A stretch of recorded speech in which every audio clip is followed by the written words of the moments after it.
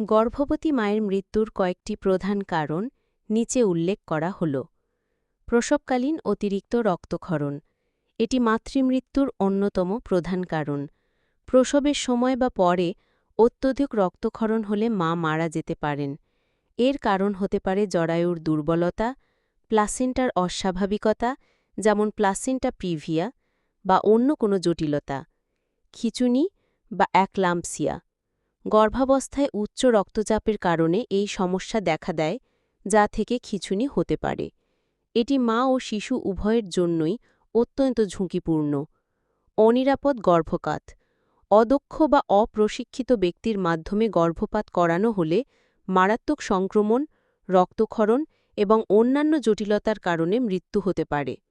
প্রসবকালীন জটিলতা, প্রসব দীর্ঘায়িত বা বাধাগ্রস্ত হলে অথবা জরায়ু ফেটে গেলে মায়ের মৃত্যু হতে পারে। সংক্রমণ বা সেপসিস, প্রসবের সময় বা পরে শরীরে কোনো সংক্রমণ ছড়িয়ে পড়লে তা সেপসিসে রূপ নিতে পারে, যা জীবনের জন্য হুমকি। অন্যান্য স্বাস্থ্যগত সমস্যা, গর্ভাবস্থায় মায়ের আগের কোনো রোগ যেমন হৃদরোগ, জন্ডিস, উচ্চ রক্তচাপ বা ডায়াবেটিস অনিয়ন্ত্রিত থাকলে মাতৃমৃত্যুর ঝুঁকি বেড়ে যায়। এছাড়াও অনেক ক্ষেত্রে গ্রামীণ ও প্রত্যন্ত অঞ্চলে অদক্ষ দাইয়ের মাধ্যমে প্রসব করানো, হাসপাতালে পৌঁছানোর জন্য পরিবহনের অভাব এবং সচেতনতার অভাবও মাতৃমৃত্যুর অন্যতম কারণ।